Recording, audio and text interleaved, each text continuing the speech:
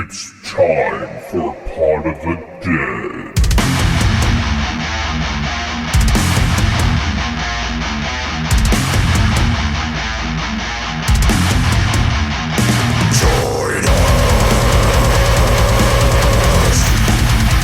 Hello and welcome to Pod of the Dead, the internet horror film club that nobody asked for. I am your host, Nicholas, and with me as always are the two final girls, Stephanie. Hello. And Natasha. Hi, guys. Today we are covering 2022's Terrifier 2 by popular demand. Terrifier 2 is a 2022 American supernatural slasher film written, directed, edited, and produced by Damien Leone. This is a sequel to the 2016 Terrifier and is the second film created solely around Art the Clown and the third feature-length film to feature the character. It's the second installment of the Terrifier franchise, and it includes a return of David Howard Thornton and Samantha Scafidi, who portray Art the Clown and Victoria Hees, respectively, in the first film, and stars Lauren Lavera, Elliot Fullman, Sarah Voigt, among others. The plot follows Art's resurrection and pursuit of teenage Sienna Shaw and her younger brother Jonathan on Halloween night. Yeah, so we got like more requests for this film than I think any film that we've done.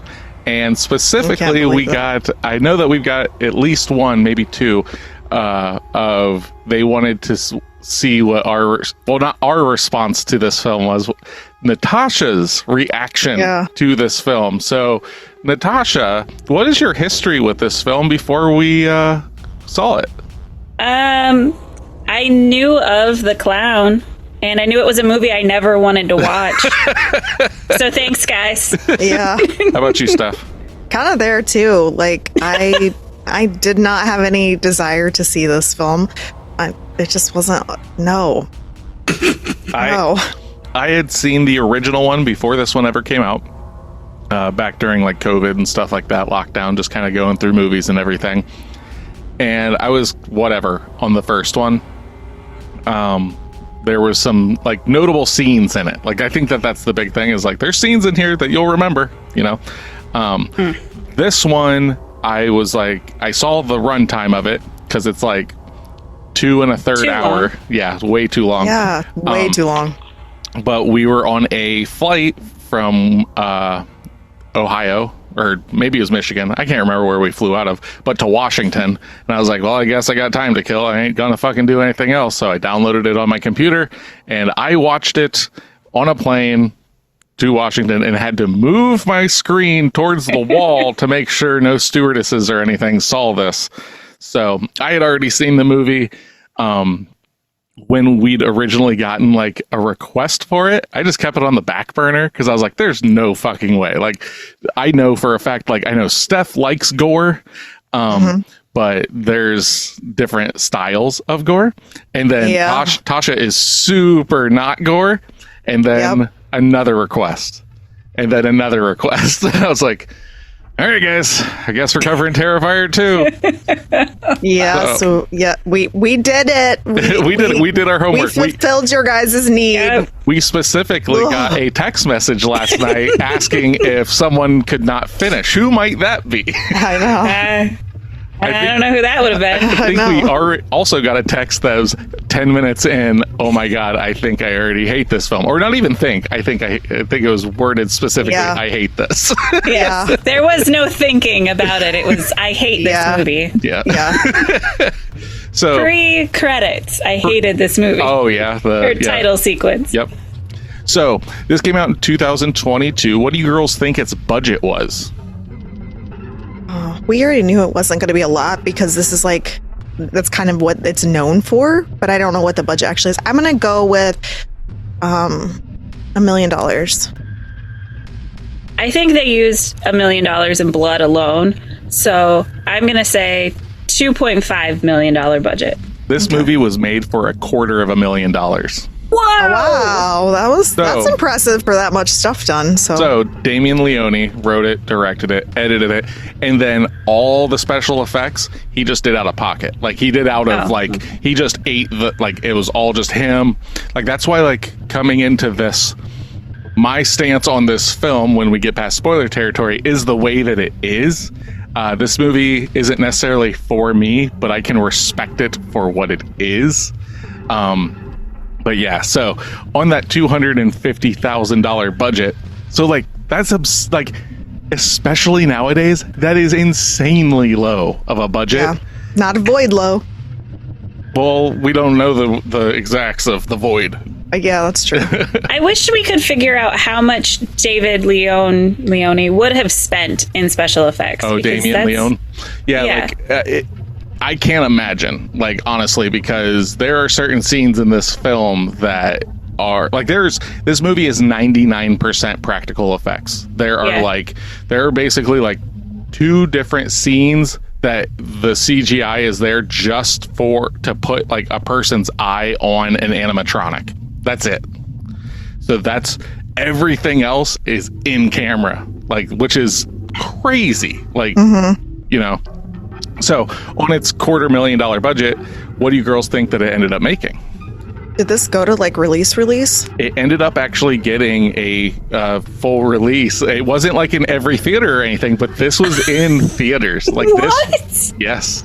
I'm gonna go with 25 million because I know everybody keeps talking about the shit. So 15 million. This made $15.7 million, making it the most profitable film of 2022. So like on a $250,000 budget, like and the difference between so like just insane. So yeah, Art the Clown has basically become like this era's like Jason Voorhees or Michael Myers and stuff like that. How the times have changed. How the turning tables have turned. But a little background, though, like Art debuted as a background character in Leone's directorial debut short film to test out different horror concepts. Audiences responded most to Art, leading Leone to develop the character into a recurring slasher villain over the next decade. Leone's idea of Art originated from his concept of a woman getting off of work and taking the city bus home, where a clown gets on and sits across from her, taunting her.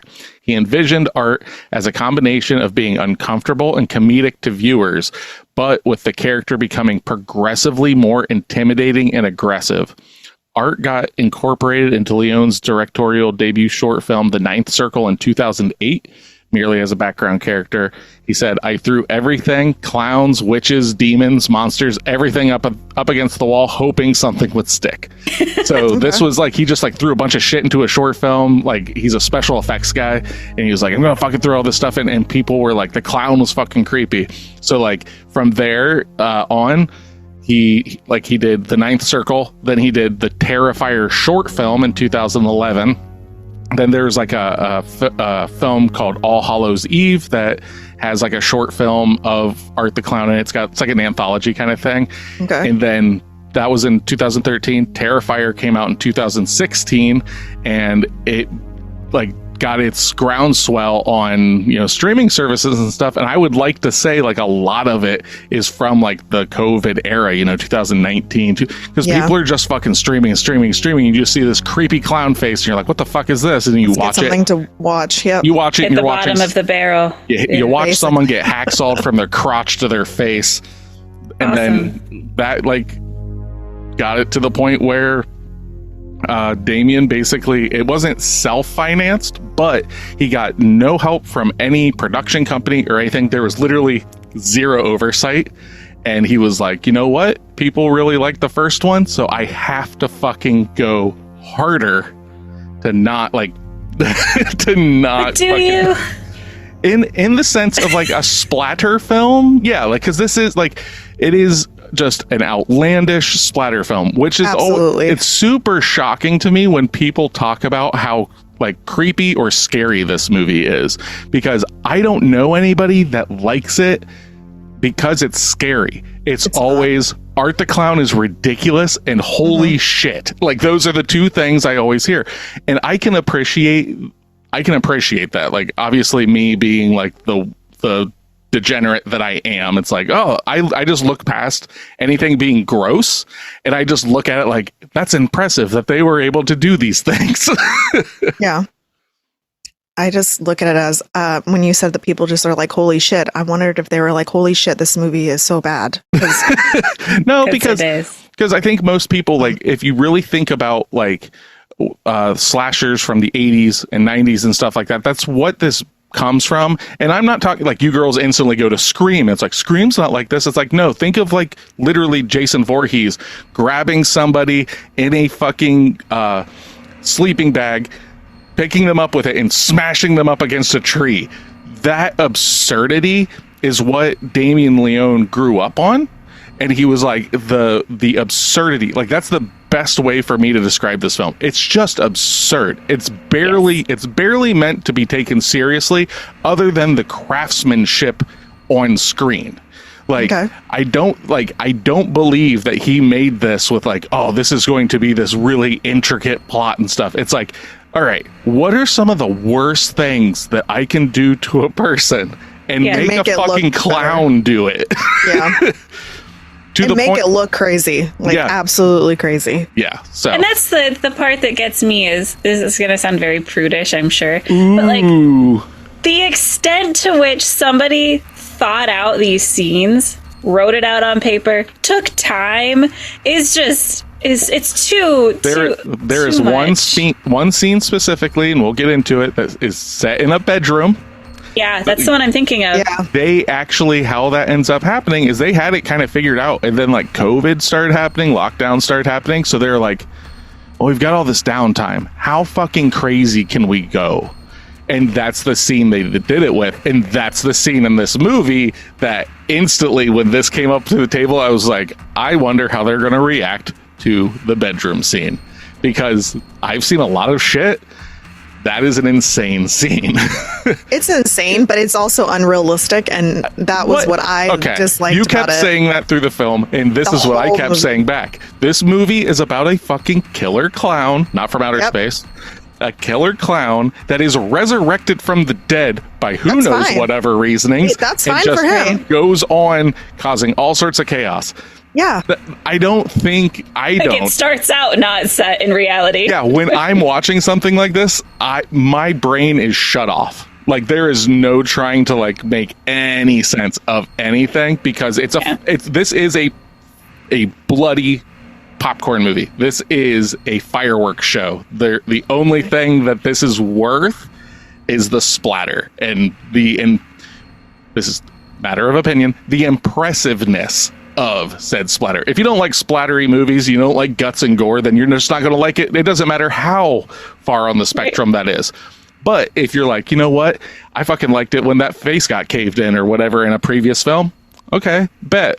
Hold my beer. We're about to fucking see some shit. Yeah, but I appreciate that stuff, and I understand like the artistry behind doing all of that, and like having to figure it out and make it look more realistic, and like intentionally make it look realistic and all of that stuff. I get that. But to me, and it is successful in the sense that they know what they're doing when they're making this film. I think there's only one time I watched in this film that I was like, well, that scene looks like really, really fake. Like, I thought that part was very successful, because some movies, when you see them, you can tell that it's like a rubber dummy or whatever they're doing. And I thought that they did a good job in this movie not having that like be at the forefront. That being said, I didn't come into this movie other than the fact that just like when you're watching Mike Myers and stuff, like he's resurrected or whatever, you go into it thinking that you're living in a standard everyday world with a crazy son of a bitch who's doing crazy son of a bitch stuff. And all the characters are basically played out that way.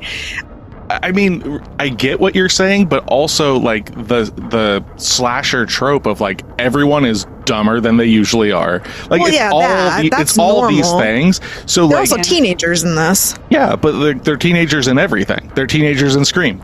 Everyone runs up the stairs, trips, and breaks their ankle. Like all of that shit. So like for me, it's just like this is every fucking trope that slashers have had in fucking like 40 years, and then just took all of it and poured salt on all those wounds. Literally. And just made it as fucking gratuitous as possible. Because I guess this is the thing, right? This is how I look at it. I've got some like interviews with Damien and stuff about like how he came up with some stuff. But like how I look at it is, if you are trying, like you're a special effects wizard basically, even though he does not have like a lot of like notable points in his career of it. So he just kind of had this idea that was kind of getting a groundswell, and it's like, you know what's going to fucking ruffle some feathers, get people talking, like, because there's no such thing as bad publicity in that sense, right? Yeah. As long as you're not doing harm to actual people, you know. So yeah. He is now known as just like kind of the current god of gore in a way. Like, you know, it used to be Eli Roth, and you know, you can go way back in the fucking time of Herschel Gordon Lewis doing like, you know, fucking like blood-sucking freaks in the 60s and shit, and people were like, oh, that's so gross, because there was just blood on the screen. but like, that's the thing is, like, in that sense, it's the shock rock thing of it, just like, oh my god. And then someone, especially because Steph was talking about, like, this just seems like the movie that like 13-year-old boys would be like, oh my god, it's so fucking crazy. Guess what though? Those 13-year-old boys are gonna be like, Mom, can I have $20? And then they go fucking buy a t-shirt. And this movie has become, I don't have the numbers, but I would love to see what it's making on merchandising, because it's fucking everywhere. I see. Yeah, that's the biggest thing with it. It's absurd considering how like undeniably violent this film is, and you see like kids running around dressed up like Art the Clown and shit like that. Mm-hmm. Now that being said, this is definitely, the Terrifier movies are the films that I have told Wesley that he's not watching until he hits high school. That's where it sits. Until that, like, Sydney's old enough, if she wants to go down that rabbit hole, she's more than welcome to. She's old enough to understand. But like, yeah, like, people love buckets of gore. And this has also kind of been coined as a renaissance in the anti-elevated horror. So if you like A24 and Neon and stuff like that, this ain't for you. Like, it's, you know what Makes I mean? Sense. You know what I mean, though? Like, that's what's great, though, about the horror umbrella is the different strokes for different folks. You know, you're going to find something, you know. So, all that being said, on Rue Morgue's website, Damien Leone was interviewed and said, what do you think it is about the Terrifier films that appeal to horror fans? And I thought this was pretty interesting. He said, by checking simple boxes that have always worked, right? You can allow yourself to have flaws in all other areas of the film, which Terrifier does have. 2 does as well. So he knows like that it's kind of, you know, they're very flawed movies, but you can check some crucial boxes in terms of, first and foremost, for these movies, you need a very cool killer. He's got to look great. He's got to have a cool personality, and he's got to walk the walk. It all started with the image of Art the Clown and a new sort of fresh personality on the silent killer. And then it's all right. Let's make him a slasher now, and let's make him really stand out. Let's really deliver. Let's make kill scenes and gore that even these big name killers aren't dishing out, because that'll get him to stand out. That literally is the whole purpose. Well, it worked. I mean, I mean, when you're talking about $250,000 raking in over 15 million, like, there are films that have made more money, but like, not because they like probably made people throw up in theaters. Oh, wow, that actually happened? Oh, you'd have to. It would have to have happened. I didn't read anything that happened, but you know for a fact that someone was just like, oh, this look crazy killer clown movie, whatever. And then literally in the first fucking 10 minutes, people are getting their fucking faces smashed in, eyeballs ripped out. Like, this movie is like literally foot on the gas, but it runs too long. And we'll get into that. We'll get into that in spoiler territory. But then, on Slash Films, they asked him, let's talk about those kills. What was the most unlikely ingredient you used in a kill? What's in there? And he answered with, we did something interesting this time around. What we use a lot of is just fat. So a lot of it is like animal fat. Okay. We know a butcher who would give us sausage casings, and then we'd fill them all with just fat to make intestines and whatnot. Tasha, I can see your face. We used that a lot. Or if we just got to dig into a body, we just sort of, you just see all this mush. But something cool that would happen is we'd mix the blood, put it into the blood pumps with big fat tubes that we were using. It would make the blood chunkier. And you see it a lot, especially in the scene where he's killing the coroner. You just see this chunky blood, and the fat is just so soft it could actually work through these tubes. Okay. There is one scene in particular I wanted the blood to look like blood from the 70s, like from Dawn of the Dead. And it was in the costume shop murder, where he kills a dude behind a desk and decapitates him. So I wanted the blood opaque, and it looked like paint almost. So I was putting powdered milk in it. I had to put a lot of powdered milk into the blood to sort of kill the translucity. I don't like the chunky blood. No. What? No. There was just like, this whole movie was just too much of everything. And like Steph had mentioned, I'm kind of like, I understand that it wasn't realistic, like Steph said, but on the same token, none of it looked realistic, I guess. Yeah. Like across the board. So all of it was just like, all right, like, can we move on? Like, it was just a lot of that. Yeah. And that's why, like, I say, like, I look at this more as a resume for a special effects artist than a legitimate film. But, when people want something different, this is different, right? Like, in the popular movies, it's insane that this came out, was in theaters, it came out unrated too. Like, that's like, they didn't try to get a rating or anything. They just kind of they did like some small theaters, and then it got some groundswell, so then other theaters picked it up, and now we're here. So but yeah, I couldn't imagine trying to get a rating for this. So yeah. Terrifier 2 came out in 2022.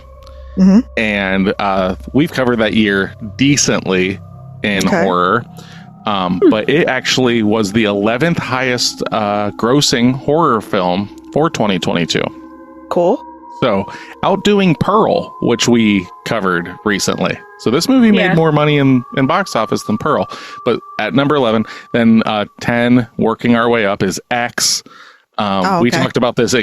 Jaws got like a re-release, so that's on the list. Pray for the Devil, The Invitation, Barbarian, Halloween Ends, the Scream that came out that year, The Black Phone, Smile, and Nope. So those were the films. Right. So like 2022, in a way though, is considered one of like the benchmark years in this millennium for horror films, because I mean it's insane to like.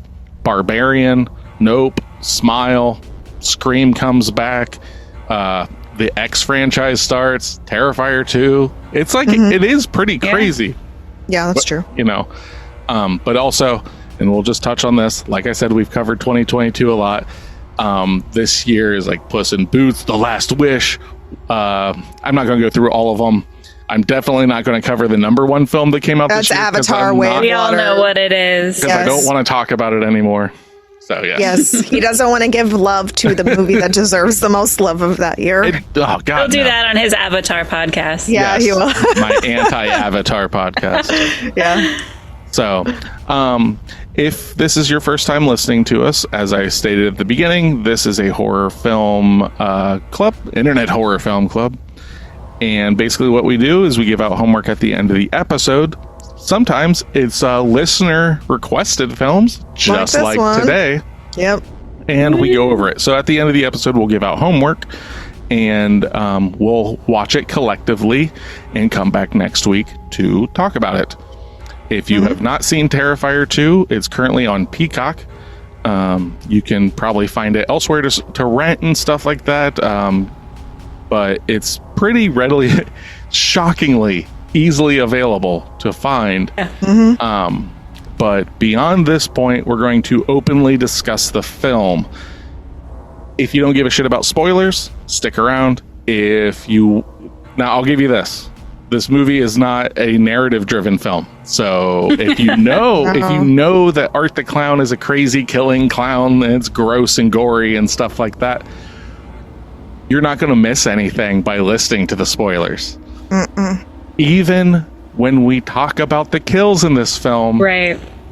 that does not do it justice. Sure This it won't. movie is.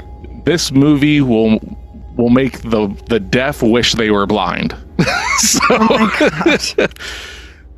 So You're ridiculous. without any further ado, we are going to kick back and, get into Terrifier 2. If you'd like to be part of our horror film club, make sure to follow us at Instagram, Threads, and Facebook at Pod of the Dead. All of our episodes can be found at podofthedeadorelse.com or wherever you stream music and podcasts. If you have movie recommendations or questions for us, email us at podofthedead666@gmail.com. Don't forget to leave us a 5-star review. Or else. All right. So this week, I'm changing it up a little bit because I already know what your girls' take is on this movie. Okay. So I felt it was only proper to give you girls both a 10 out of 10 and a 1 out of 10 to read. Okay. So what I'm going to have you guys do is I want you to read your 10 out of 10s first, and then we'll go into 1 out of 10s. Okay. So, girls, give me those 10 out of 10s that you wrote on this film. Yep. Tasha, you can go first with our lovely. Okay. Not gonna do it. Okay, fine. I refuse. I quit this podcast. Fuck. Okay. I will read all of the 1 out of 10s. Okay. 10 out of 10. Ugh. The Terrifier is a breath of fresh air that from overdone CGI crap. Art the Clown is a real deal slasher who never holds back and somehow manages to make me laugh while making me cringe. The makeup effects are so well done, it's hard to tell that they are fake. Every single character brings something special to the movie to make it complete. And the best part about this Terrifier is we get to meet a new partner in crime. I will never look at the mashed potatoes the same way ever again. This was definitely the best horror movie of 2022, and in my opinion, the last 10 years. Art the Clown for president. All right. So, Barbarian came out this year, and you like this more than Barbarian. That's impressive. I thought you really liked Barbarian, but you know what? All right. Yeah. Sure. I don't agree with anything that this says, but I will read it. Then why did you write it? Didn't. I was in clearly the wrong state of mind. Yes. This happened in a dream. Yes. Did not have my faculties. Gore reminiscent of Reanimator. A score that pulls the strings of nostalgia, focusing on the 80s. What's not to love? Art the Clown is also a lot more animated and funny in this film than in the previous two. This is by far the best in the series. Okay. I made an account just so I could come and give this a 10-star rating to boost it up. I'll be recommending this one to anyone I know who loves horror. That's a bad idea. The camera cinematography has a nice sort of filter applied to the entire film, as well as gives it more of a retro/nostalgia feeling. I wasn't sure how I felt about it at first, but it really made the movie more enjoyable for me. Oh, that's wonderful, girls. We usually do our reviews at the end, but man, I'm going on to the 1 out of 10. Excuse I don't me. know. Oh, you just gotta butt in and give some 1 out of 10? Yeah, because we need to clear this out of the fucking Palate cleanser. Yes. Yeah. Excuse us and ignore those. Okay.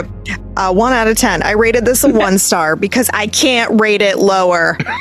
I've seen some gore fests in my time when it comes to movies, but this This is just mindless, gratuitous gore. Never have I ever seen a film using gore and graphic mutilation the way this does, and in such an amateurish way. The lack of any kind of story really gives nothing here to shout about. You'd have to be a die-hard gore splatter fan to appreciate this, but its heinously violent scenes of depravity, human and animal mutilation, and up-close shots are there only for a cheap thrill and the shock factor. It's filmmaking at its worst, deplorable, despicable, and totally unnecessary. Avoid. Choose something that is actually watchable instead of this trashy attempt at a horror movie. I don't buy that. And I'm just gonna piggyback on what Steph said and continue. Okay, good. Book Honestly, 2, The Chamber of so Secrets. So ridiculously cringy and dumb. Acting, awful. Yes. Storyline, dreadful. Yes. The gore scenes are so dramatic for no reason. It's almost like watching a parody of a horror movie, except it goes on for too long. I agree with that. The plot makes absolutely no sense. The acting is horrible, and there is literally no coherent plot. Yep. It was an actual job just to finish the movie, and I could not wait for it to end. Despite every single character in this movie, and I despised every single character in this movie and could not care less about what happened. The ending was insufferable. Terrible acting, terrible script, terribly long, just terrible in every way. Avoid. Yep. I can't believe that you would say that after you said such nice things about this film, Natasha. Yeah, this movie is a hard one for me. It's because I want to appreciate when somebody creates art, but just because somebody creates art doesn't mean, and literally art, because we're talking about a clown here. Clown. Yeah, but like when they create all of it, yeah. But even when they do that, I just, no. Gosh, no. Like the big thing for me in this film, since we're talking negatives, right? The big thing in this for me is its fucking runtime. There is absolutely no fucking reason this movie needs to be over 2 hours. None whatsoever. None. And you can tell that this is, he didn't have anybody over his shoulder telling him, hey man, cut this down a bit. He just he had it in his head and he just busted it out. And you know what? More power to him in that sense. But I'm hoping with the third one that he's gotten some notes on that and they trim the fat, like no pun intended, on this film. Because that's the number one thing I thought of, like, coming into this. I was like, oh my god, like, it's one thing for a movie to be a splatter film. You know, you girls have seen some shit and everything. We've watched Dead Alive and all that stuff. We have. And that movie's like an hour and a half, you know, like little, maybe a little less, a little more, you know, right in there. I think Dead Alive is 2 hours long. It may have felt like it because that first half. The beginning takes forever. I'm looking it up because I'm pretty sure I'm right. Okay, go ahead. But this movie is like 2 hours and 20 minutes. And it has like, now Tasha, I don't think you did. Did you watch the like mid-credit scene? At the end. Mid-credit scene. Yeah, so the credits roll at the end. No. Yeah, see, no. I think I shut it off as soon as they hit. That was enough. I assumed. There's more? Yes, and it's not like a short scene either. It's like another 5 or 10 minutes in the credits. But Chris Jericho's in that. Chris Jericho, the wrestler's in that, and he's like... I was wondering where he was throughout the whole movie. He was at the end credit. I saw him in the credits at the beginning. Yep, he's like working at like a insane asylum kind of thing, and the girl with the mutilated face from the TV thing gives birth to Art the Clown's head. It's like what fucking happens in it, and it's super bloody, super gory. Yeah. Of course she does. Why not, right? Yep. But like, if this movie were an hour 45. And they less. No, I'm saying like I get the fact of wanting to like really try to flesh out the story that he's trying to build here, which I think I know what he's doing. It is super obtuse and everything because like what I gathered from what is given to me, I came up with this the first time I watched it. So like watching it this time, I didn't fucking gather anything else. I think it's alluding to the fact that Art the Clown is their dad. is what I gathered from it. And he's on this killing rampage, and something like through their bloodline or whatever, right? Art the Clown sees the pale girl, and only those two, his kids, are the ones that can also see the pale girl. No one else can see her through the whole film. So that's literally the narrative drive of this film, and it's so haphazardly done. Again, though, nobody is watching this thinking it's going to be Rosemary's Baby or whatever. They go, oh, dude, it's so gross. This is literally... Okay, so Maya saw this film, and it was literally with a bunch of dudes that were like, oh, I heard it's so gross. We're going to watch it. Maya, I bet you can't get through this film. Blah. That is what this movie is. It's a dude bro movie. It is totally like, oh my God, when that fucking, like, when he, like, ripped out that girl's face and, like... And I sit here going like, that looked really good. But like at the same time, where's my like story? But then like it's one of those things like, okay, if you're gonna make this movie 2 hours and 20 minutes, I'm expecting a story. I'm not expecting false ending after false ending, more and more gore, and it just keeps going. That's the thing. Like this movie 100% makes me feel like Tasha, where she says, I've gotten to a point where I'm just kind of wore out seeing the gore because it's the gore scenes in it and the way Art is reacting to it, like being like, check this out, is funny. Like I can appreciate those scenes. Every single gore scene in this movie, I can appreciate. I do like to an extent here and there. It's all the shit in between is literally grueling to watch. There is, outside of Art, there is one good actress in this film personally, and that's our female lead. I agree. Everybody else is terrible. The son, oh my fucking God, with his goddamn giraffe neck. Stand him.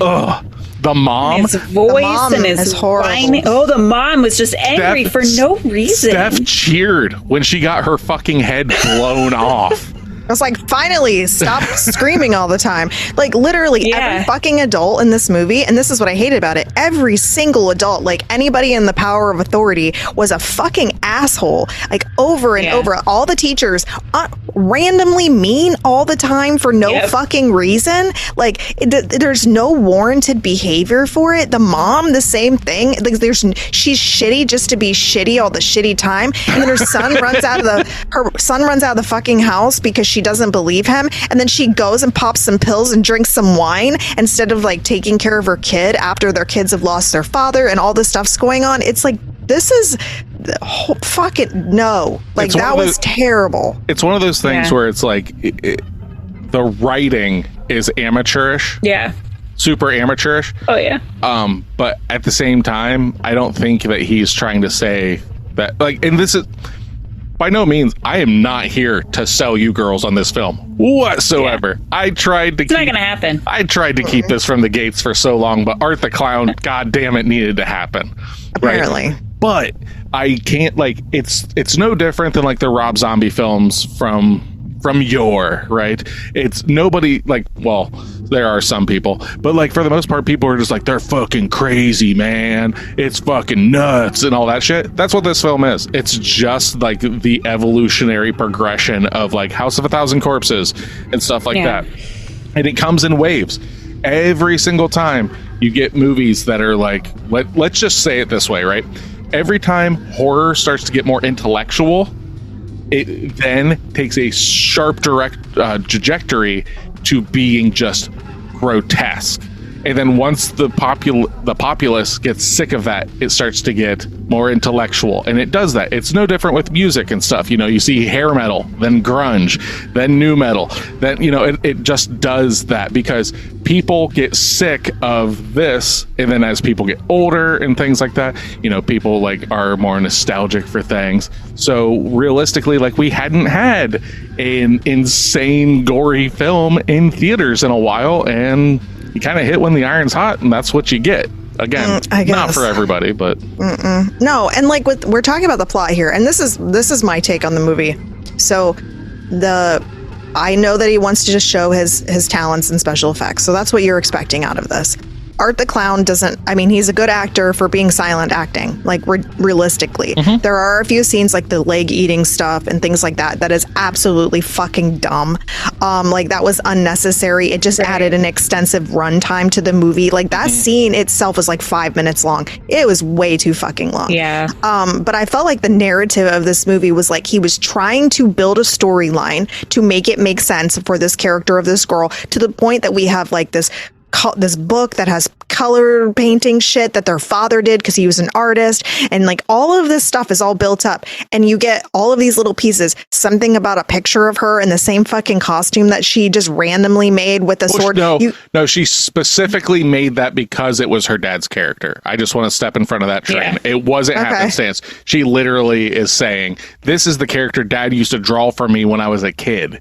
Okay, yeah, well, okay, so there's that. But then it has her standing in this drawing thing with holding a sword like she's the savior and like all this stuff. So it's like premonition shit. And like and then her going into this weird dreamland when she goes to sleep, and then this weird fucking stuff happens, and then her bedroom catches on fire. Like technically, I don't believe that this movie was like, well, I'm just going to throw a bunch of shit together, because that's Mike Myers, 100%. You watch most, not all, Halloween movies, and all those movies are just like bad dude killing people, not much plot. This movie intentionally tried to build one. When you start getting into like Halloween 4 and stuff, they tried to it's always just the mystery of Michael Myers is just evil and he's killing things, right? Yes. By the fourth one, after it's been like established that, then they're like, oh, he's part of this cult and all this stuff, and they tried to build this backstory, and that's kind of what this film is. The first short film, and then this and everything, and then Damien's kind of like, well, I mean, I could just make it more of the same, but let's try and flesh this out. No, you probably should it just didn't work. No, because it makes you sound and then this sounds terrible, because I'm not dogging on the fact that he created all this and that's amazing, but at the same time, that doesn't make this movie feel intelligent. It makes the movie feel worse, because you could have just had this guy that's on the loose, that's a killer that people are afraid of, or that they heard he's coming back, and then just like in fucking Scream and shit, and that's it. Like, you don't have to build this really long narrative that you're trying to build, that literally it's like gore scene, then a very long extensive piece of time that just draws out, and there's like the fucking high school scene with the girls like standing there talking, and the one girl that has the most like stereotypical attitude and like, what are you looking at, and like all that stuff going on, like the whole time I'm just like, why are we doing this? Like, that scene could have been a minute and a half. It was like 5. It didn't exactly. But even if you needed it, you could have taken it and you could have cut it down and like just completely. And that's where this movie really fails. I 100% believe that I could have gotten past the fact that it was just dumb, if the fact that they had cut this movie down at least a half an hour and just cut out the unnecessary bits and pieces. Like, you have to trim the fat legitimately 100%. In certain movies, and this was terrible for that. This movie seems like two movies worth of ideas jammed into one movie.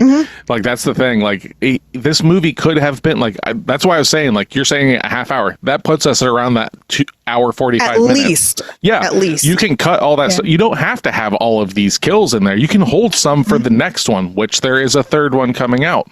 Great. You don't have to watch it, people. Okay, listeners at home, please don't make me. But like, that's my thing with it. I just like keep watching it. I'm like, it's weird. I wonder if Tasha, if you had this and Steph, same as you, if like when it finally hit the gore scenes and stuff, you're like, at least finally something's like going on. Even if you don't like the gore, the gore is literally like a reprieve from the grueling exposition and pointless dialogue. And like, and it's not that it's pointless. Like, they are trying to prove a point. It's just that it's so antagonistic all the fucking time. And just really, like, if you did a supercut of this and cut out everything that was talking and then just packaged it together. And then he just sent that to fucking like Quentin Tarantino and was like, hey, you want to produce a horror film for me? I know you did it for Eli Roth. That's how we got Hostel. That's what he should have done. Realistically, that's what he should have done. But instead we got this. It made a fuck ton of money. So I'm wrong. Like I am, like, if we're looking at it from purely business and purely pop culture, there is no pop culture horror icon since Ghostface that has had so much of an impact in the horror scope. Yes, there are more popular films, the Conjuring franchise. I take that back. Jigsaw from the Saw franchise. You also have Sam that's part of all that stuff now, too. Nowhere near as popular. You don't see, yes, you see Sam stuff right now. Yeah. Terrifier 2 came out and shirts were fucking everywhere instantly. Oh, yeah, I know. That's They've what been I'm talking about. That. Yeah, I agree. So, that kind of shit, is unheard of. So, I don't know what it is about him. I think it's just people wanted a new slasher, and goddamn it, they got one. Yeah. What do you got, Tasha? What do you got for us? That's this movie was for you, so I mean that was the whole point. And that's of this. the thing, my face while you guys are talking was legitimately me the entire movie. And Nick, you mentioned how did I feel about thank God something's happening. I didn't. It was just here we go again. And the first one was bad. The first kill was bad, and at that. Yeah. I was like, okay, great. If it's, based on how slashers go, they're only going to get worse the further the movie goes.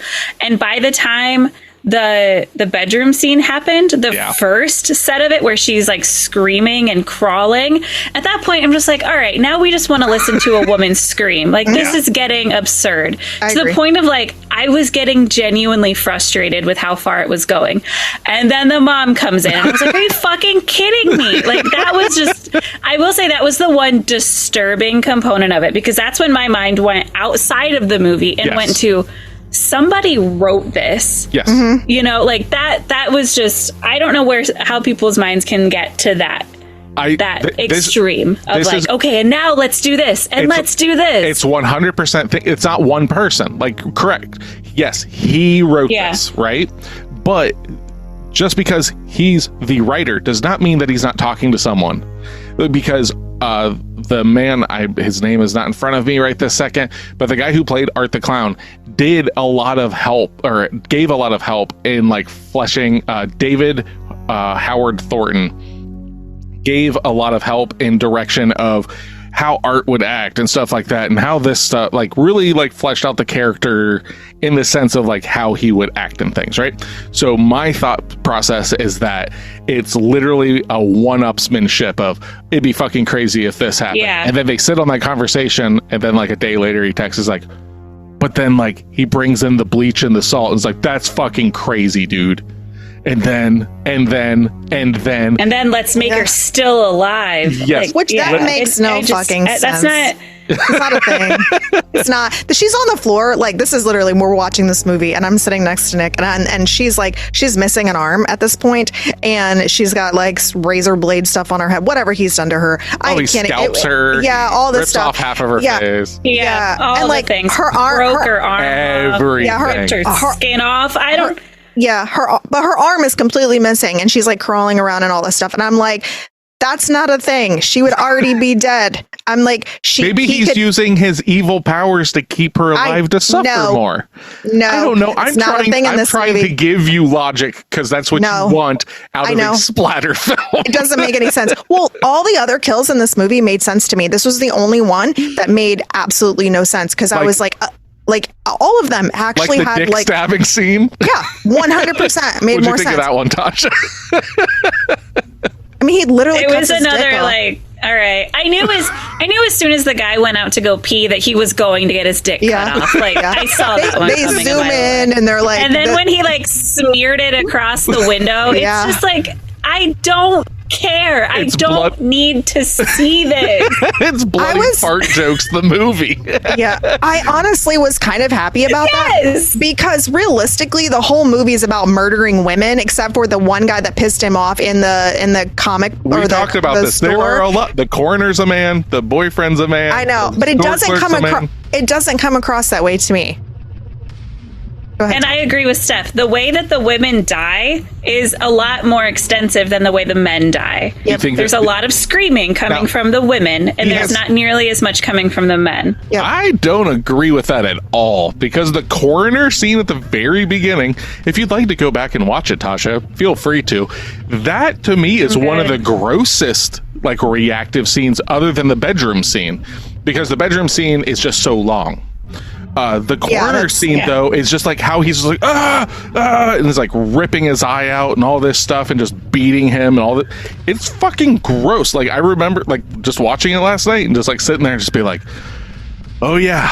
I remember some scenes. Like, I remembered the bedroom scene. Mm-hmm. And I remembered the bathroom scene where her girlfriend gets her chest cavity smashed in and he rips her heart out and eats it. Yeah. Those are the two scenes that I remembered. Like, remembered. The rest of them, because there's so many, once we get into the scene, I'm like, oh yeah, the fucking Halloween store attendant is about to get his head ripped off.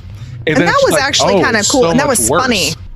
Yeah, that was actually funny. Like, the scenes that I felt that were the most successful in this movie were the scenes where there was actual humor that made me laugh. Like the scene where he's in there and she's feeling uncomfortable and he takes her purse and he slams it on the counter. Funny. That was so clever. Him wearing fucking flower glasses, all that shit. Fucking hilarious. Uncomfortable, but funny. Super, yes. Yes. When he goes to buy the horn, and then he's pulling out his bag's got fucking all kinds of shit in it, and the guy's giving him shit. You're like, you already know he's gonna off him, right? Yeah. But it was like, this is funny. Like, this is humor. And then he shuts the thing, brings the guy, cuts his head off. He uses it like for this kid that looks in as like a prop thing. I love that scene. I did where too. He's like showing the head, and then the kid walks off. He's just like, fuck this, and just tosses the head. Yeah. I love that part of the movie. That was funny. Like, there were certain scenes, like the mom, when like all the gratuitous woman killing stuff, and then where it's not possible, she wouldn't be talking to her. They would have been more successful if the woman in the bedroom was dead when the mom came in, and he was using her back of her head like in Killer Clowns and was talking through her head. That would have been way more talk.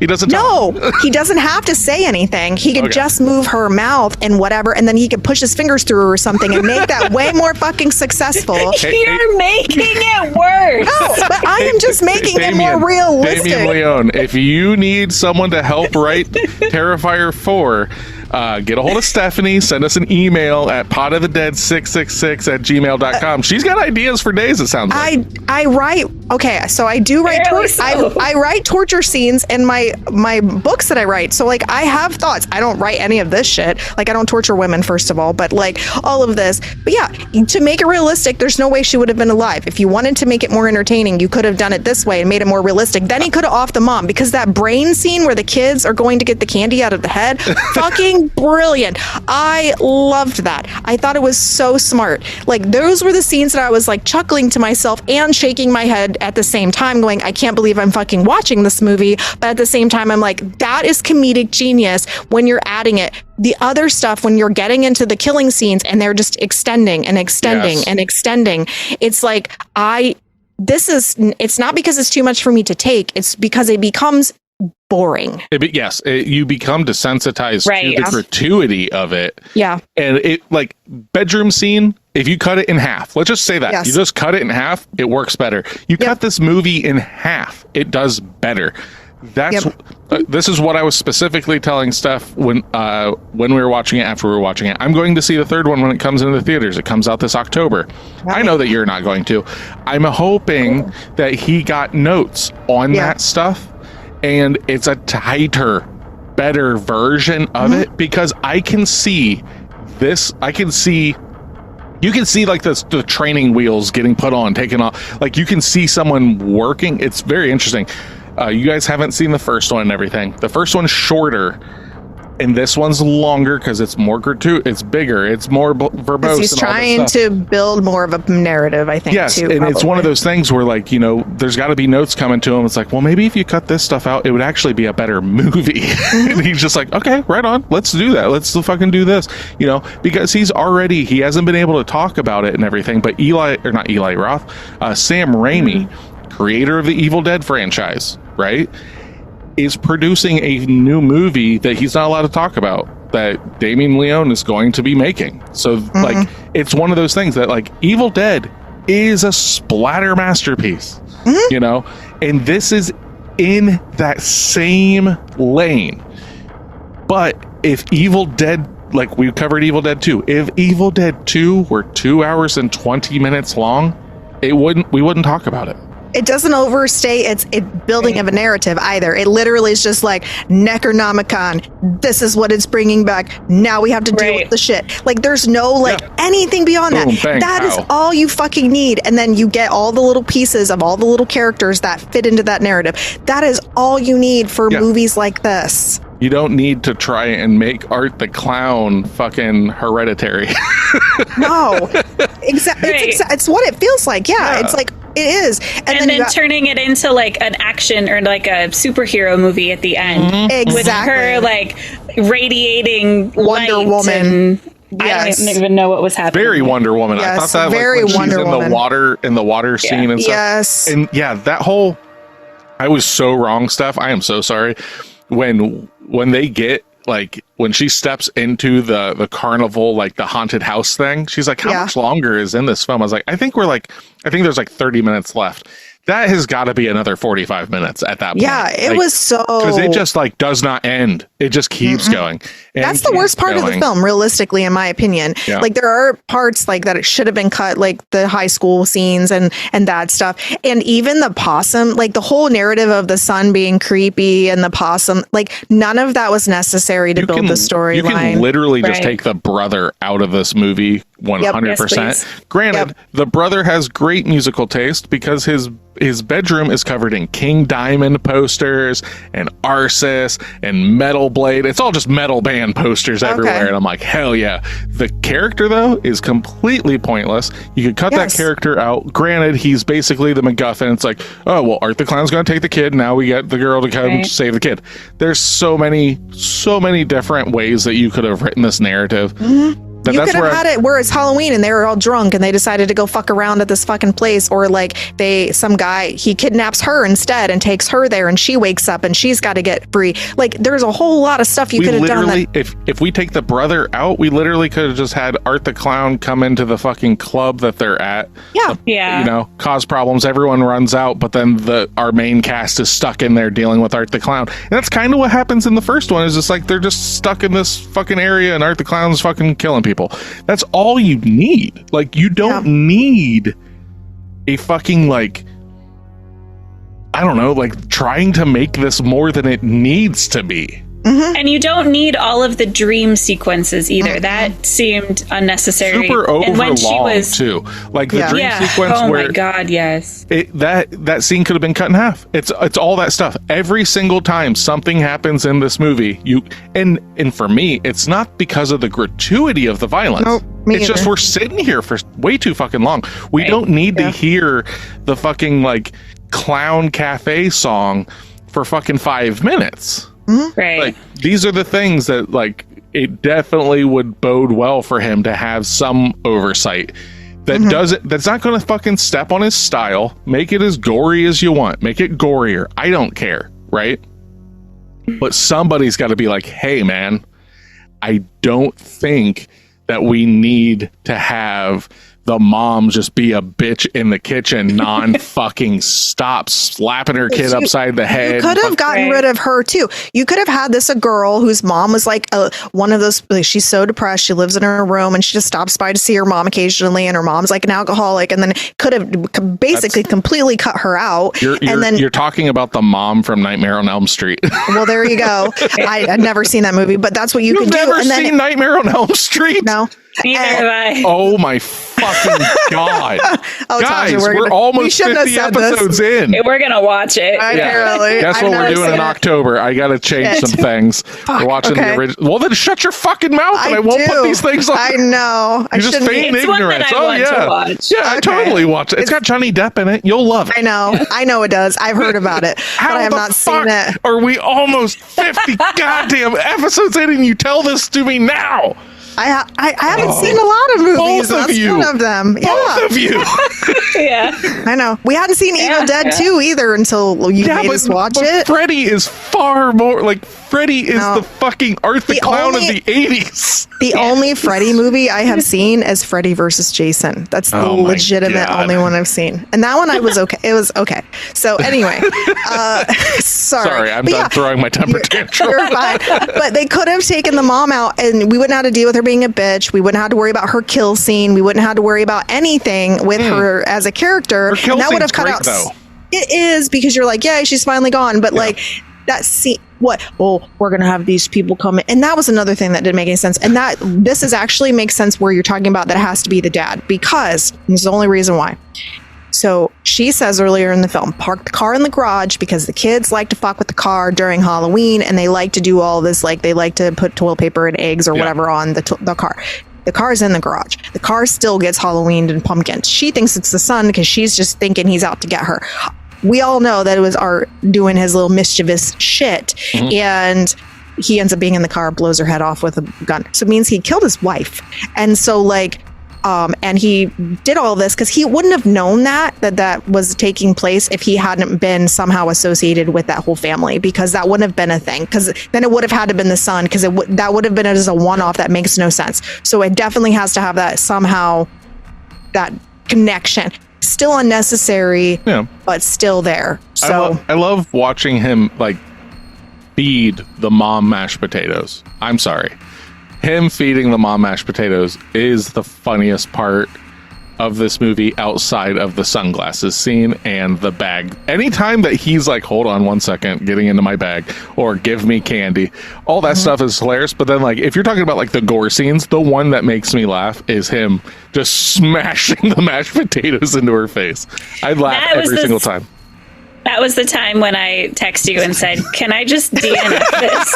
Because at that moment, it was just like, I can't physically do any more of this. And like we've said before, it wasn't because like I was getting a churny stomach or anything. It was just like, it just keeps going. It's way too long. It is a marathon.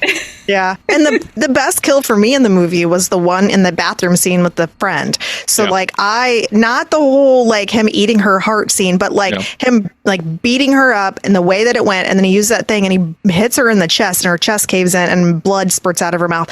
And the way they have that angled, which is from the top, I loved the whole scene in that sense. Like I thought it was very clever. The bathroom was very gross and you know, like it was just grimy. Art was here. Yeah. I loved all of that. That kind of set the stage a lot better.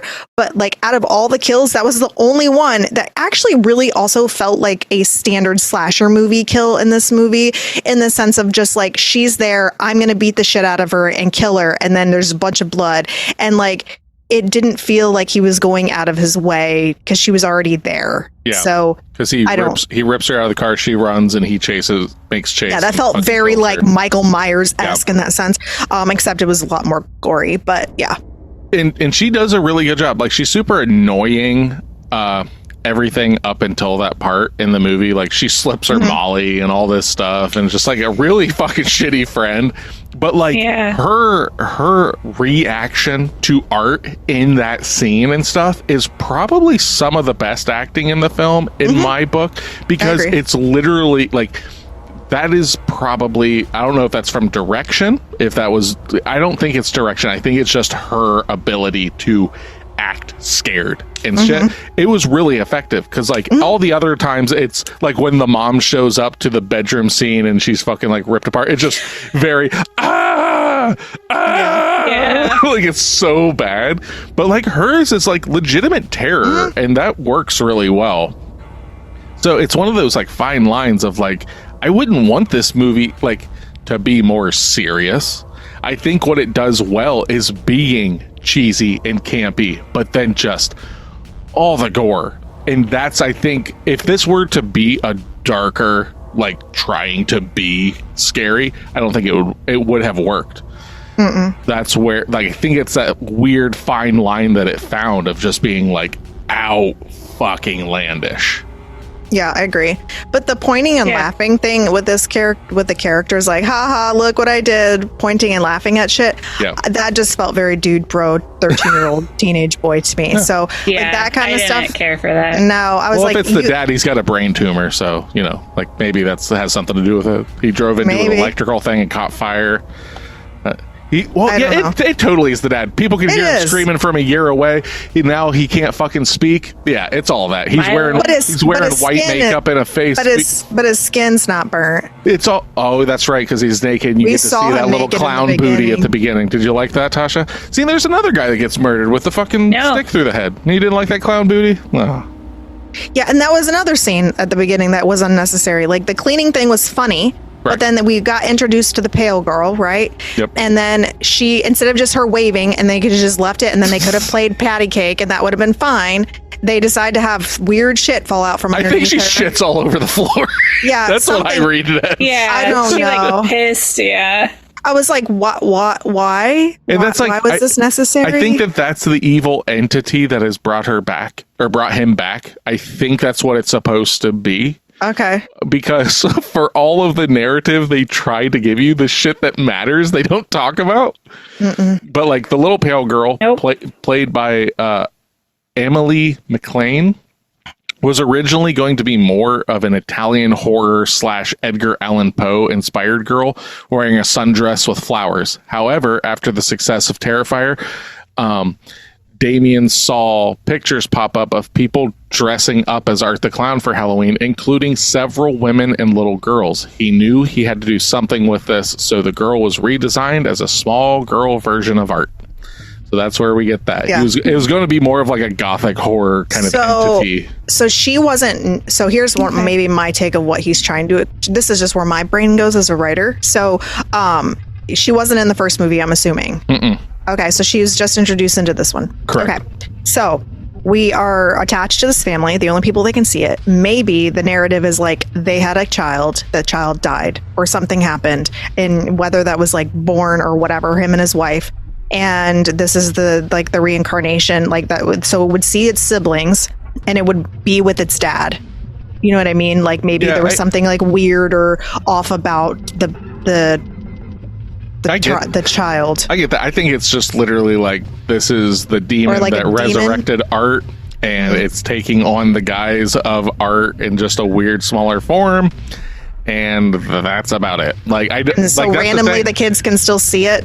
Yeah, I don't. That's what That's what I don't know. And this is all narrative. And then if she resurrected him, then why don't we see her at the beginning in the coroner's office? Why do we have to wait for them to meet? At the very end of the first one, he is resurrected by like a lightning storm in the coroner's office, and then it's later on he sees her. That's all like within like 10 minutes of like actual time. And then after the credits, like the opening credits happen, it's a year jump. And they don't do a good job of saying a year later, except for in dialogue going like last year when all that stuff happened. Like, because I remember it being like, I thought this was a year later. And then it's like in conversation, I'm like, okay. So again, another fumbling of trying to explain the narrative. Yeah. It could have been, you could have cut so much. I'm a broken record. Could have cut so much out of this film. Could have also explained the actual shit that matters instead of. And not had Wonder Woman. The brother, the mother, the fucking. You could have changed the entire dialogue. 100%. Yep. And then the other thing I thought was weird, and this is, Tasha, I don't know if you picked up on this. So there are 3 girls. They're supposed to be friends, right? They're all going to be going to this party together. Oh, yeah. And the one friend doesn't fucking show up. And nobody seems to talk about it in the storyline. So this girl gets offed, obviously, and we get to see that's the most extensive kill scene in the whole movie. Yeah, and real quick, but nobody talks about it. I don't think I've ever seen. I've seen some fucking shit in films. I don't think I've ever seen anything as. I can think of one movie, but for the standard viewing public, I don't think I've ever seen anything as violent and as long as that. Yeah, to a teenage girl. That's Right, where exactly. I'm with Tasha with that. Like, why was that our choice? So do you think that this movie is misogynistic? Yes. Okay. 100%. He has had some backlash about that, about the first Yeah. one and this one and stuff, of it being misogynistic, in which he said that he by no means is that his intention. I don't think it's intention. He's just a white Correct. guy, probably. He's just a writing guy. about- Yeah. I know. But what I'm saying is, I didn't want to bring that up. The only reason I brought it up is because you girls basically just like ran that line into being like, this is fucking It feels that ridiculous. way. So you are on that not fence, you're on that fucking line of saying like, yeah, this film feels misogynistic. Yeah. And I'm not going to say like the whole movie is, but there are definitely scenes like I don't need like we're thinking about their high school girls and we see the main character like in the shower. Yeah, And then that is strange. and then the girl is in her bra and underwear getting completely mutilated, Yeah. and screaming on the floor. So it's those types of things where I don't think I've ever seen torture porn, but this is like But do you Come on now. Now here's the thing though. Do you look at the movies like Scream as misogynist, like slashers in general as misogynistic? Because it's always high school girls. It's always like the final girl, right? The idea of, Rose McGowan with her fucking nips pointing out, trying to crawl out of the garage door, getting smashed into it.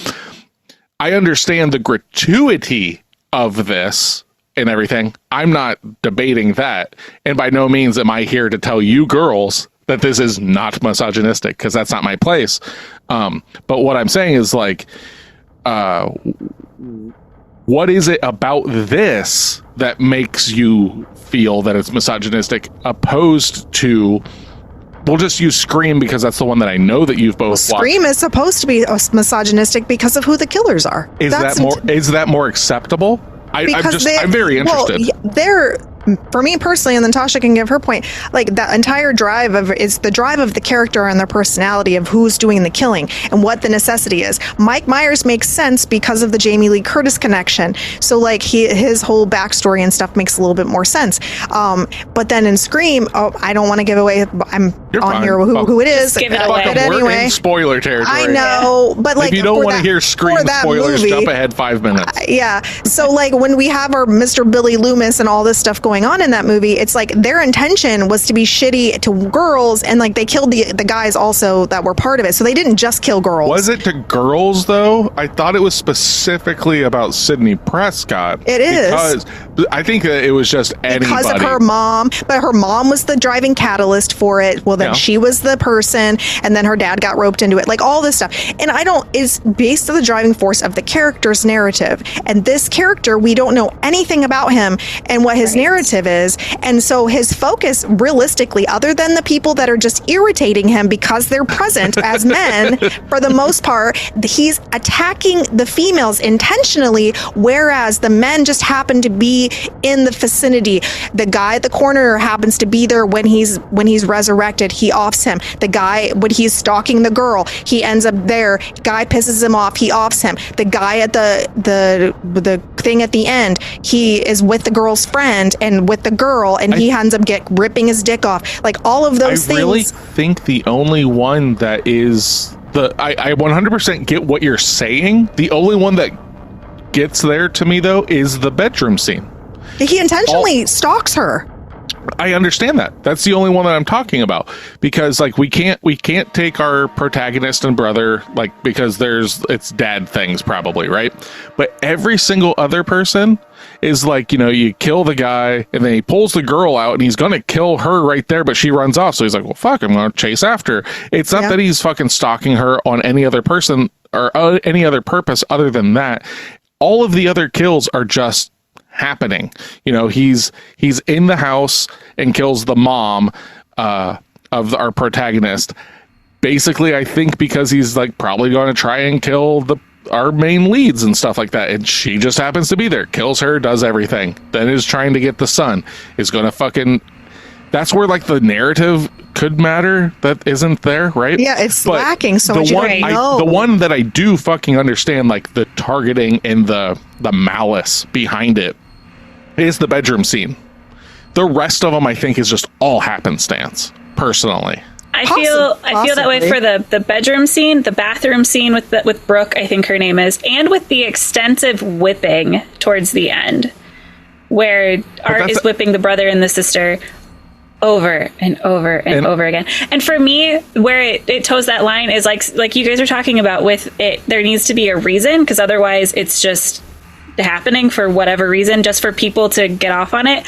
But at the same time, just the extent of screams and the length of that is what really pushes it over the edge. Going to the whipping that you're talking about, right? We are, if we are to believe that Art is their father, right? Let's just say that is a fact, right? Yeah. We have already... But that has never been... that hasn't been addressed. That hasn't been... But I came to that barely alluded to. I came to that... I think it is. Like, I picked up on that watching it. This is not with research and stuff. I was just like, with everything that they're saying, I'm pretty sure that Art the Clown is their dad. Like... because like they even say like near the end he was extremely violent and started acting like all this stuff, like beat his daughter, all this stuff, and then the fact that he's literally whipping his children, I think that's the point of it. I'm not saying that, like, acceptable and like none of that. This is me just trying to draw a line that makes sense to me of like, why would that happen, and why would I think that's why I don't understand like the driving force of why he's doing that stuff, but I think that's what makes the sense.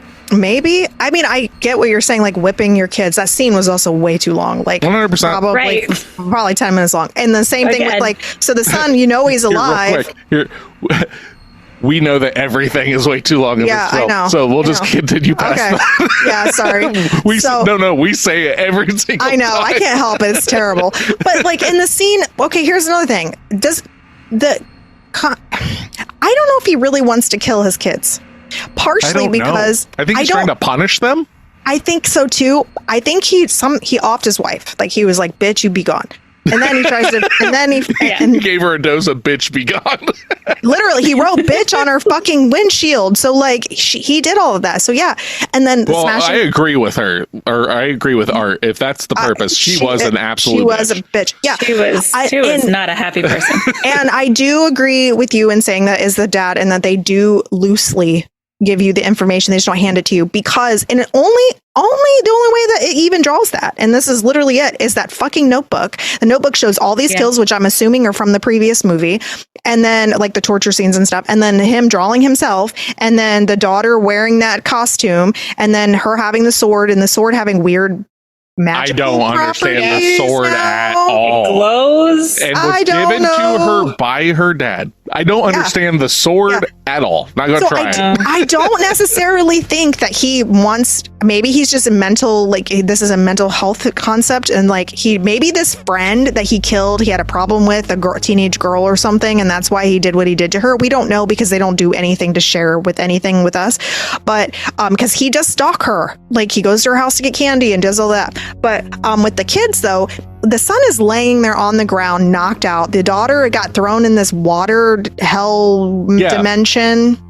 Super. We don't know what it is. Understand it. Makes no sense. No sense at all. I have no idea because I was trying to figure that out myself. Anyway, she's back in dreamland. Yeah, and then the boy.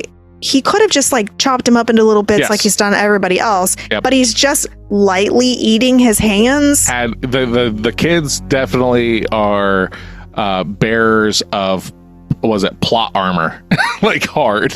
Like we cannot kill these kids. Yeah, and it was like the dad. Yeah, it doesn't make like we'll whip you a bunch, we'll knock you out, we'll eat your hand. But we don't actually, like, when given the time to actually fucking off you, we don't fucking off you. Like, it doesn't make... I wanted that boy dead. I did too, dead. And I thought he was going to be, but he wasn't. Me too. I thought they casted him for the long neck for a reason that, like, Art was going to, like, pull his head and spine out. Something, right? Like, there's just... No, we just get this, like, super fucking whiny kid forever. Yep. And you know me. Yeah. I fucking hate kids in horror films. You know, like I can't think of a single one that I like. But so we watched a movie. So people asked us to watch it. At least you girls can just say that you've seen it, right? And I wish I would rather not. I know. You wish you would rather not? That is a sentence. Or I said that weird. I would rather not. Yeah. I wish I hadn't seen it. What did Drew say about the movie, Tasha? Yeah, didn't you say that Drew has like an irrational fear of clowns? Yeah. So he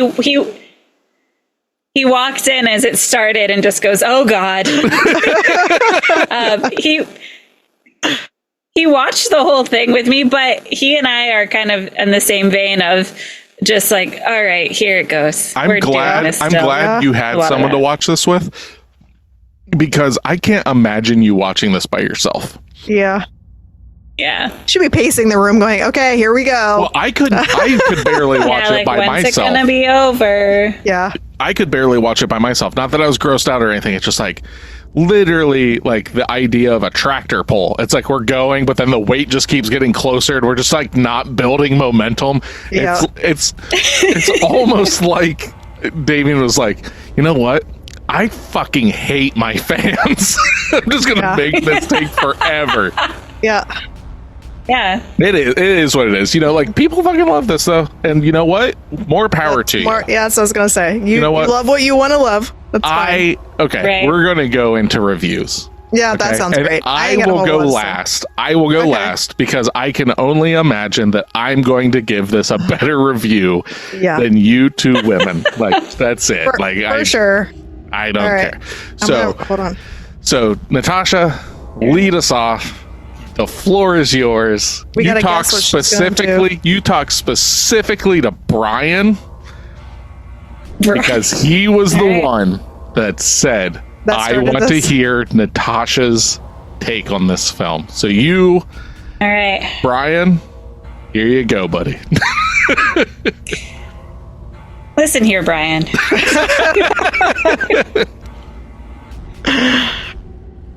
You know,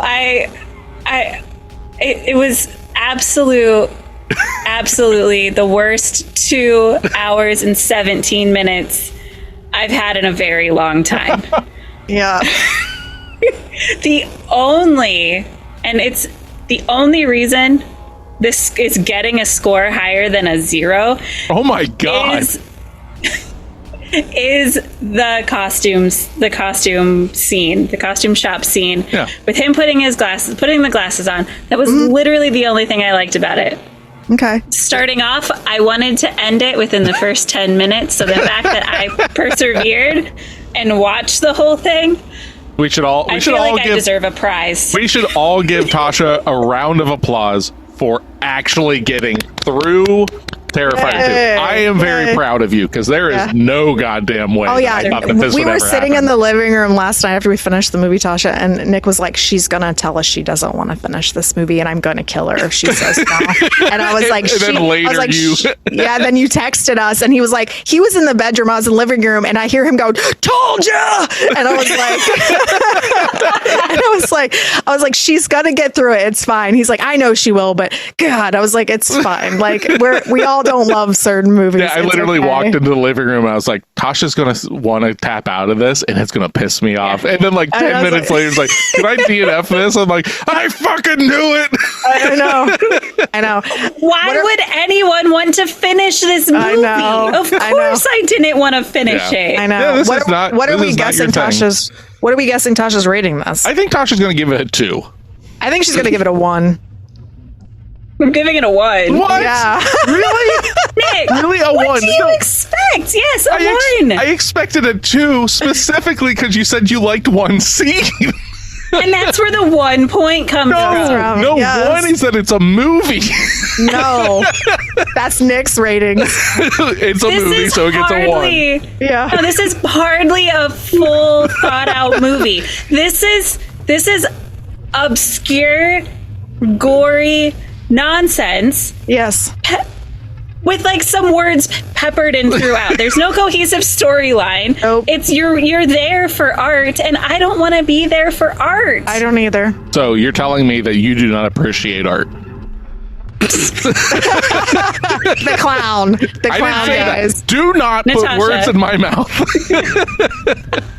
I, Natasha, do not appreciate art. I'm going to cut Yes. that out and make sure that that's the bumper for this episode. So there Yeah. we go. There you go. I stand by what I'm saying. All right. Okay. A 1. Okay. It's going to take a lot of legwork to get this into. We say that you should check this out. There's no fucking Because way. you shouldn't check it out. No. You're And if you straight up have saying. checked it out, Are you yeah, are for you those that saying have that, seen it, Are you saying that this for is those- the worst movie that we've covered? No.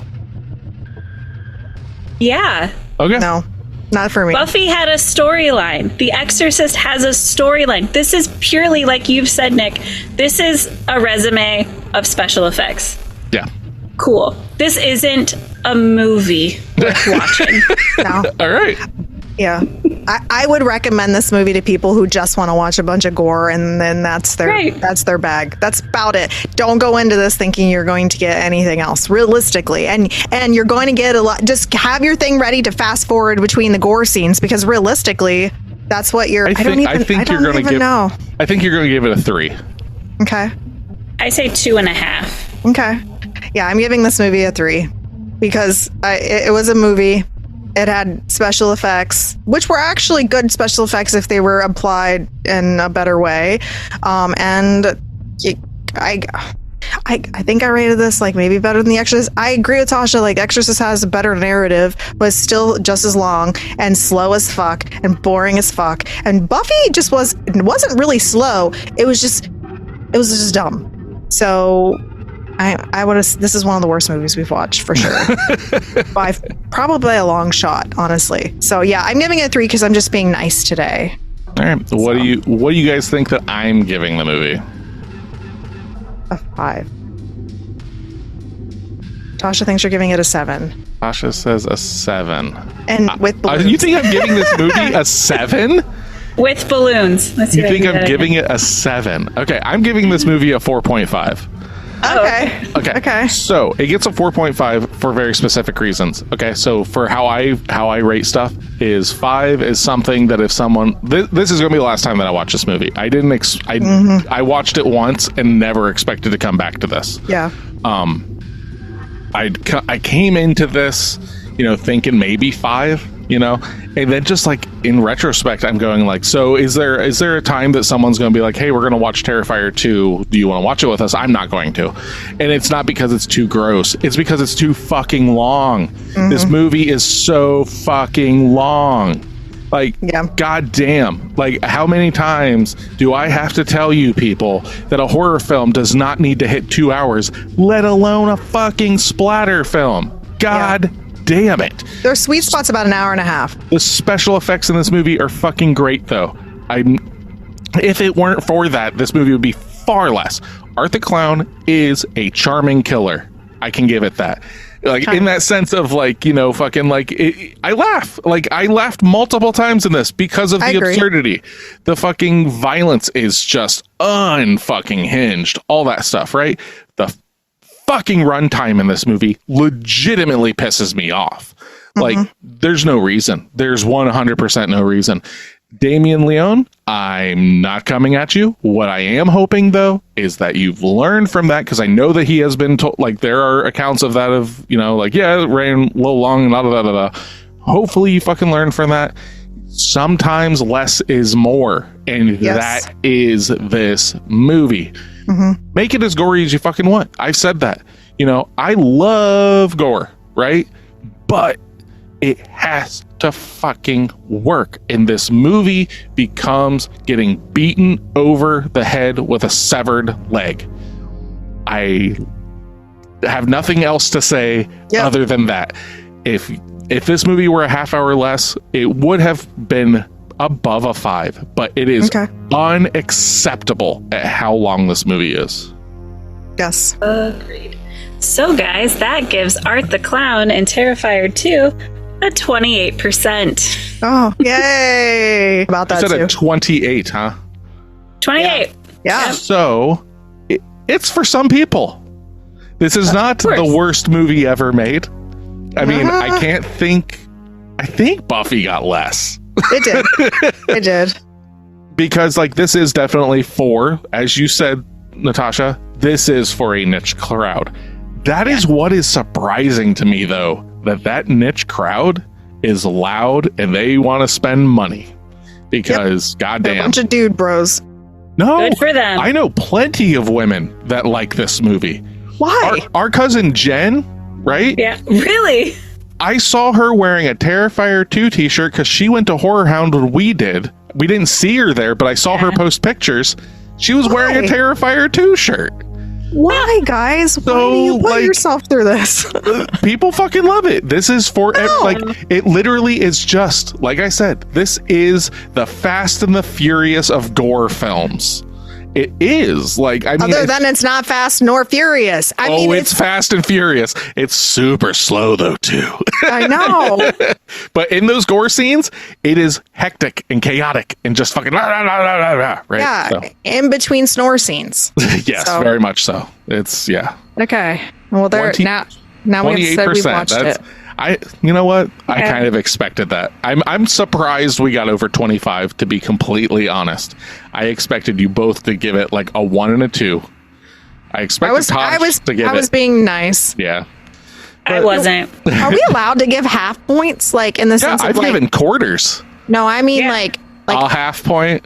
Yeah, no, like not even a 1, so at least a 1. Okay, so minimally a 1. Can't do 0. Do you want me to bring a movie to the table that can get you girls to give it a half point? No.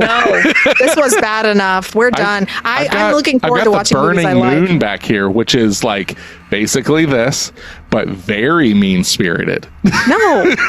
Okay. You already... Okay, so I know Tasha didn't like The Blob. I liked The Blob. That was a surprise. But... we watched a fucking werewolf movie. We've had to watch so much shit lately.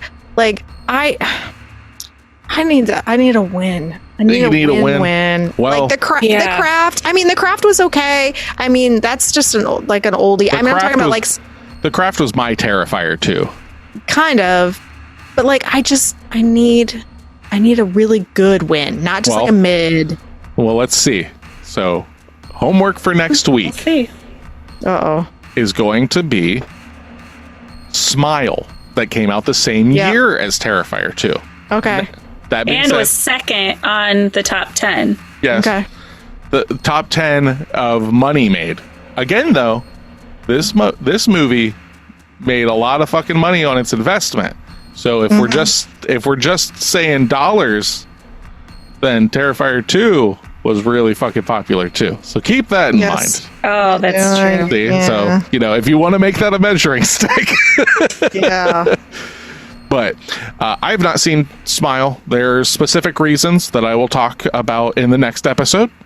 Tasha, you have seen this. Stephanie, I don't believe you have, right? Nope. I had no desire to. So this is going to be interesting to see what this is. Oh, great. Yeah. So this will be cool. So we'll find out something. Well, are we doing our thing? Nope. We are going to save that for our bonus episodes. Okay. Because we are going to be starting a Patreon as of September 9th, I believe, is what I've got it kind of going at. Okay. You will be able to view the video of our episodes. There's going to be bonus content. There's going to be ooky spooky story times and things of that nature. And the details of that will be coming in short. So, all that being said, we will be watching Smile. With all that being said, for Pod of the Dead, I am Nicholas. I am Stephanie. And I'm Natasha. Come back and listen to us, or else.